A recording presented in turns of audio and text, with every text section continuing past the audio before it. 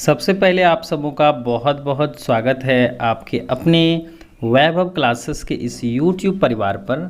आज के इस वीडियो के माध्यम से हम लोग समझेंगे जो आपके 12वीं कक्षा के जो आपके बायोलॉजी हैं इसमें से जितने भी सारे शॉर्ट और लॉन्ग टाइप के प्रश्न पत्र बनते हैं, तो यहाँ पर हम लोग कुछ महत्वपूर्ण जो है प्रश्न पत्र देखने वाले हैं और उसका हम लोग आंसर करेंगे जो आपके परीक्षा के दृष्टिकोण से बेहद ही महत्वपूर्ण सिद्ध होंगे।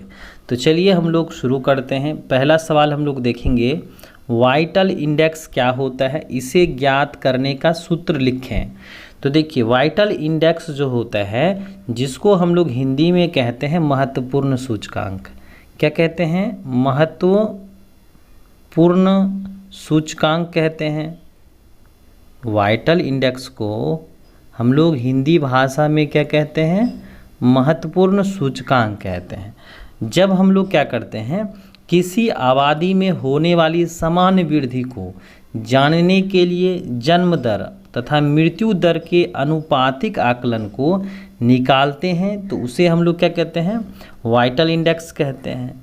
मतलब कि अगर किसी भी जो है आबादी में होने वाली सामान्य वृद्धि को निकालेंगे तो हम लोग क्या करेंगे? वाइटल इंडेक्स का जो है सहारा लेंगे। तो वाइटल इंडेक्स बराबर होता है जन्म दर, यानी कि किसी भी क्षेत्र में कितना जो है जीव उत्पन्न लिया, जन्म लिया, और कितने जीव मरे। अगर हम लोग उसको 100 से मल्टीप्लाई करेंगे तो इससे क्या बनेगा? हम लोगों का वाइटल इंडेक्स निकलेगा। तो वाइटल इंडेक्स को हम लोग कहते हैं महत्वपूर्ण सूचकांक। तो इसके लिए ना आप एक सूत्र याद रख सकते हैं। आपका जो वाइटल इंडेक्स है यानी कि VI, इसको हम लोग क्या कहेंगे? वाइटल इंडेक्स कहेंगे। और VI बराबर हम लोग लिख सकते हैं नेटैलिटी, जिसको हम लोग जन्म दर कहते हैं, और मोर्टेलिटी गुना 100। तो इस तरह से हम लोग लिख सकते हैं कि VI बराबर होता है N/M गुना 100, जिससे क्या बनेगा? हम लोग का वाइटल इंडेक्स जो है ये जो है रेशियो निकलेगा। चलिए, दूसरा सवाल है कि हरित घर प्रभाव किसे कहते हैं या स्मॉग का निर्माण कैसे होता है। तो चलिए यहाँ पर हम लोग देखते हैं कि हरित गृह प्रभाव जो होता है प्राकृतिक रूप से होने वाली वैसी परिघटना है जिसके कारण पृथ्वी की सतह और वायुमंडल क्या हो जाता है? गर्म हो जाता है। ऐसा ग्रीन हाउस गैस जैसे कि कार्बन डाइऑक्साइड है, मीथेन है, नाइट्रस ऑक्साइड है, क्लोरोफ्लोरोकार्बन है, इन सबों से क्या होता है? हम लोगों का जो वायुमंडल है, हम लोग का जो पृथ्वी है, यह क्या हो रहा है? गर्म हो रहा है। तो इसको आप ऐसे समझ सकते हैं कि हरित घर प्रभाव जो है या ग्रीन हाउस इफेक्ट जो है किसी विशेष गैस के द्वारा जो है हमारे पृथ्वी की सतह के साथ साथ वायुमंडल क्या हो रहा है? गर्म हो रहा है। तो जिस वजह से जो है यहाँ पर रहने वाले जीवों को क्या हो रही हैं? असुविधा हो रही हैं। तो इस तरह से क्या होता है? ग्रीन हाउस इफेक्ट जो है उत्पन्न होता है, जिसमें ध्यान रखिएगा कार्बन डाइऑक्साइड है, मीथेन है, आपका जो है नाइट्रस ऑक्साइड है, उसके बाद जो है आपका क्लोरोफ्लोरोकार्बन है। तो ये सभी के सभी क्या हैं? आपके ग्रीन हाउस गैस होते हैं। और कह रहा है स्मॉग का निर्माण कैसे होता है।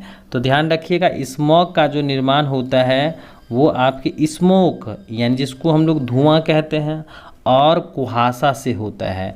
तो ध्यान रखिएगा, स्मॉग का निर्माण जो होता है वह धुआं और कुहासे से होता है। तो आप नोट्स भी कर सकते हैं कि स्मॉग का निर्माण कैसे होता है। तो स्मॉग का निर्माण होता है धुआं और कुहासे से होता है ना। स्मॉग बराबर आप लिख सकते हैं स्मोक प्लस फॉग लिख सकते हैं। चलिए, अब हम लोग नेक्स्ट समझें कि हरित क्रांति से आप क्या समझते हैं।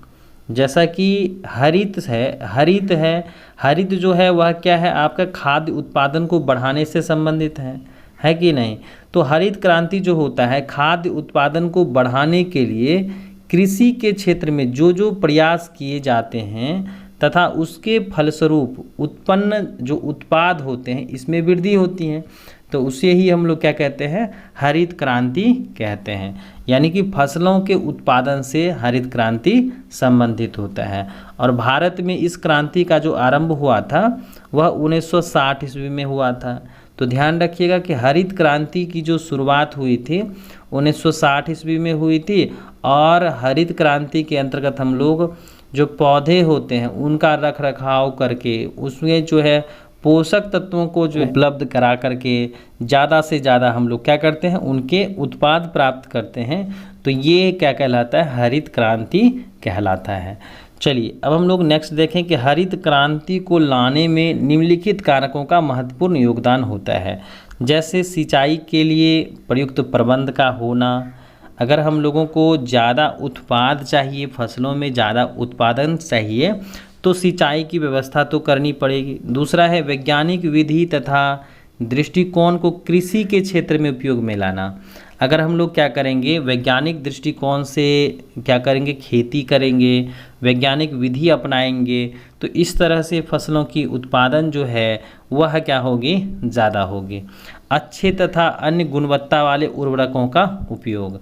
अगर हम लोग क्या करेंगे, जो है अच्छे जो है गुणवत्ता वाले जो हैं खाद डालेंगे तो इससे भी क्या होंगे, हम लोगों के पौधों के उत्पाद काफ़ी अधिक होंगे। नेक्स्ट है फसलों को खराब तथा नुकसान होने से बचाना, जिसके लिए हम लोग जो है कुछ ऐसे जैवनाशी का इस्तेमाल कर सकते हैं जो हमारे पौधों के साथ साथ कीड़े मकोड़े के लिए क्या होता है, जो है वो लाभकारी होता है ना। तो यहाँ पर जो है आप ध्यान दीजिएगा कि जितने भी सारे क्या है हम लोगों के इंसेक्टिसाइड्स हैं उसका इस्तेमाल कर करके जो है हम लोग क्या कर सकते हैं, हरित क्रांति को आगे बढ़ा सकते हैं, है ना। तो यहाँ पर याद रखिएगा कि सिंचाई की व्यवस्था होगी तो क्या होगा, पौधों के प्रोडक्ट्स ज़्यादा होंगे। वैज्ञानिक दृष्टिकोण से खेती करेंगे, है ना, गुणवत्ता वाले जो हैं उर्वरकों का इस्तेमाल करेंगे और फसलों को खराब होने से बचाएंगे। तो इससे क्या होगा, हम लोगों का पौधे का जो है ना उत्पादन जो है दर बढ़े। चलिए अब हम लोग नेक्स्ट देखें, नस्ल शब्द से आप क्या समझते हैं और पशु प्रजनन के क्या उद्देश्य होते हैं। तो यहाँ पर हम लोग देखें कि पशुओं का वह समूह होता है जो वंश तथा सामान्य लक्षण जैसे सामान्य दिखावट, आकृति, आकार, संरूपण आदि समान होते हैं।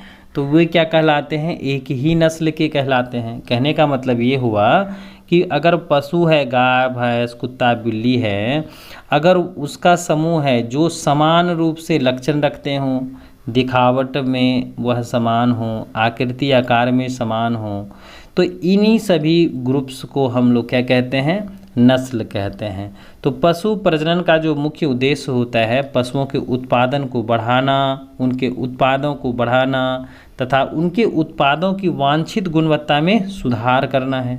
जैसे अगर हम लोग के जो है गाय है, गाय अगर दूध दे रही हैं तो गाय की दूध में जो है उनकी गुणवत्ता में सुधार करेंगे। पशुओं में श्रेष्ठ मादा चाहे वह गाय अथवा भैंस हो, प्रति दुग्धीकरण पर अधिक दूध देती हैं। दूसरी ओर सांडों में श्रेष्ठ अन्य नरों की तुलना में श्रेष्ठ किस्म की संतति उत्पन्न कर सकते हैं। तो नस्ल क्या होता है, तो ये पशुओं का एक समूह होता है जो समान गुण लक्षण रखते हैं। और पशु प्रजनन से हम लोगों को ज़्यादा क्या मिलता है, उत्पाद मिलता है।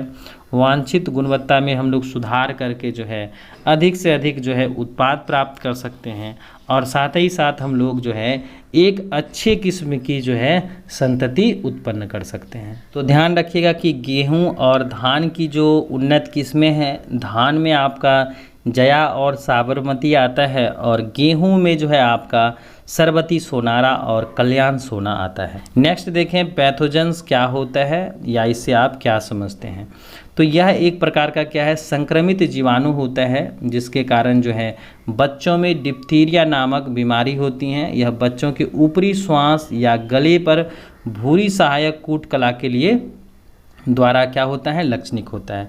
तो ये ध्यान रखिएगा कि पैथोजन जो होता है ये ऐसे कारक होते हैं जो रोग उत्पन्न कर सकते हैं, और आप डिफाइन कर सकते हैं कि वैसे कारक जो रोग उत्पन्न कर सकते हैं उसे हम लोग पैथोजन कहते हैं।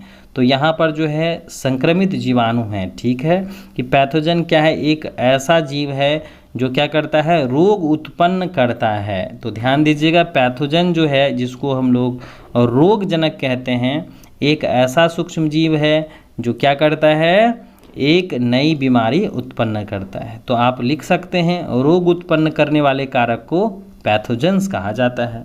चलिए नेक्स्ट देखें, निकोटीन के क्या प्रभाव हैं। तो निकोटीन के जो प्रभाव हैं, सबसे पहले ये देख लेते हैं कि यह एक रंगहीन या पीला तरह का जो है या तरल एल्कलॉइड्स होता है। यह तंबाकू को जो है बनाने वाला घटक होता है, यानी इससे तंबाकू बनाए जाते हैं। और इसके जो प्रभाव हैं आपके, जैसे अधिक मात्रा में अगर लेंगे तो तनाव हो सकता है, कंपकपी जैसी जो है समस्याएं हो सकती हैं। अधिक मात्रा में लेने पर जो है वमन, ऐंठन या लकवा जैसा जो है समस्या हो सकता है। तो निकोटीन के प्रभाव अगर हम लोग लिखेंगे तो तनाव, स्ट्रेस हो सकता है, शरीर में किसी तरह की जो है समस्याएं हो सकती हैं, और अधिक मात्रा में लेंगे तो ऐंठन, वमन, लकवा जैसी समस्याएँ हो सकती है, वोमिटिंग जैसी समस्याएँ हो सकती हैं। चलिए नेक्स्ट हम लोग देखें कि एंटीबायोटिक्स क्या होता है, 4 उदाहरण दें। तो एंटीबायोटिक्स जो होता है आपके ऐसे रासायनिक पदार्थ होते हैं जो जीवाणुओं को मारते हैं। तो इसमें जो है एंटीबायोटिक्स का प्रयोग हम लोग तब करते हैं जब जीवाणुओं को वृद्धि को रोकते हैं, या फिर हम लोग उसको क्या कर देते हैं, मार देते हैं। जैसे एंटीबायोटिक्स में आपका जो है प्रथम एंटीबायोटिक्स का जो है पेनिसिलिन है, क्लोरेडीन है ना, टेट्रासाइक्लिन है। ये सब के सब आपके जो है ऐसे रसायन होते हैं जो जीवाणुओं को मारने का काम करते हैं। चलिए नेक्स्ट देखें, सक्रिय और निष्क्रिय प्रतिरक्षा में अंतर स्पष्ट करें। तो सक्रिय प्रतिरक्षा जो होता है एक धीमी प्रक्रिया होता है, और यह जो है क्या करती हैं, कुछ समय लेती हैं, जिसमें कि शरीर को एंटीजेंस का सामना करना पड़ता है, जबकि शरीर की रक्षा के लिए बनाए गए प्रतिरक्षी सीधे शरीर को दिया जाता है, तो उसे हम लोग निष्क्रिय प्रतिरक्षा कहते हैं। चलिए नेक्स्ट देखें, यौन संचारित रोग किसे कहते हैं, 2 उदाहरण बताना है। तो यौन संचारित रोग जो होता है ऐसे रोग होते हैं जो क्या करते हैं, मैथुन द्वारा संचारित होते हैं। यानी कि अगर किसी संक्रमित व्यक्ति के साथ यौन संबंध बनाया जाए तो फिर इस तरह की बीमारियां हो सकती हैं। तो इसे हम लोग क्या कहते हैं, एसटीडी कहते हैं या वीडी कहते हैं, वेनेरियल डिजीज़ कहते हैं, या रजित रोग कहा जाता है, रतिज रोग कहा जाता है, अथवा जनन मार्ग यानी रिप्रोडक्टिव ट्रैक इन्फेक्शंस भी कहते हैं। जैसे सुजाक है, एचआईवी है, एड्स है, सिफिलिस है, जनकीय है, परिसर्प, ये सब के सब क्या हैं, आपके यौन संचारित रोग होते हैं। नेक्स्ट देखें, अमीबी अतिसार के लक्षण क्या होते हैं। तो इनके लक्षण हैं आपके कब्ज़ हैं, उदरीय पीड़ा या ऐंठन है यानी पेट दर्द है, मल में अत्यधिक श्लेष्म और रक्त का थक्का। ये सब के सब क्या हैं, आपके अमीबा के कुछ जो हैं आपके अतिसार के जो हैं कुछ लक्षण होते हैं। चलिए नेक्स्ट देखें कि किसी 4 जीवाणु जन्य रोग के नाम और रोगजन्य जीव को लिखें। यानी कि 4 जो है जीवाणु जनित बीमारी का नाम लिखना है और उनके रोगजनक का नाम लिखना है। जैसे हाइजा होता है आपके विब्रियो कॉलेरी से होता है, क्षय रोग होता है आपके माइकोबैक्टीरियम ट्यूबरकुलोसिस से होता है, टिटनस होता है क्लॉस्ट्रीडियम टेटनी से होता है, और निमोनिया होता है आपके स्ट्रिप्टोकोकस निमोनी से होता है। तो यहाँ पर जो है ध्यान रखिएगा, ये कभी कभी जो है आपको परीक्षा में देखने को मिलते हैं। नेक्स्ट देखें, कैंसर के मुख्य लक्षण बताएं। तो कैंसर के कौन कौन से लक्षण हैं। पहला है, कैंसर कोशिका की अपनी अपरिवर्तित कोशिका झिल्ली होती है, लेकिन कभी कभी को पॉलीसेकेराइड्स का निर्माण करती हैं और कोशिका सतह पर देखा जा सकता है। दूसरा है, कैंसर कोशिकाओं के कोशिका द्रव में विभिन्न प्रकार की संरचनाएं पाई जाती हैं। उसके बाद होता है फूला हुआ माइटोकॉन्ड्रिया। नेक्स्ट है केंद्रक आवृत्ति जो है, नेक्स्ट है केंद्रक आकृति बहुत बड़ा होता है और इसकी बाहरी दीवार अनियमित होती हैं। नेक्स्ट देखें कि केंद्रक में क्रोमेटिन कणिकाएं अनियमित रूप से वितरित होती हैं। नेक्स्ट देखें कि लसिकाए अंग कौन कौन से होते हैं। तो वैसे अंग को लसिकाएँ कहते हैं जिसमें लसिकाणुओं की उत्पत्ति और परिपक्वन एवं प्रचोद भवन जो है उसे हम लोग लसिका अंग कौन कौन से होते हैं, तो ये होते हैं अस्थि मज्जा और थाइमस होता है। जैसे कि वैसे अंग जिसमें लसिकाणुओं की उत्पत्ति और परिपक्वन एवं प्रचोद भवन होता है जिसे हम लोग लसिकाएँ कहते हैं। नेक्स्ट देखें संक्रमण रोग क्या होता है, किन्हीं 3 संक्रमण रोगों का नाम दीजिए, जिसमें आपका हैजा है, तपेदिक है और प्लेग है। माने कि ऐसे रोग जिसमें संक्रमण कारक तुरंत संक्रमण उत्पन्न कर देता है उसे संक्रामक या संचरीय रोग कहते हैं। नेक्स्ट देखें टीकाकरण से आप क्या समझते हैं, तो टीकाकरण जो होता है यह रोगजनक या एंटीजेनिक प्रोटीन रोगाणुओं की अल्प मात्रा शरीर में प्रवेश करा दी जाती हैं, जिसमें प्राथमिक अनुरक्षण अनुक्रिया होती हैं और शरीर अपना रक्षण करते हैं।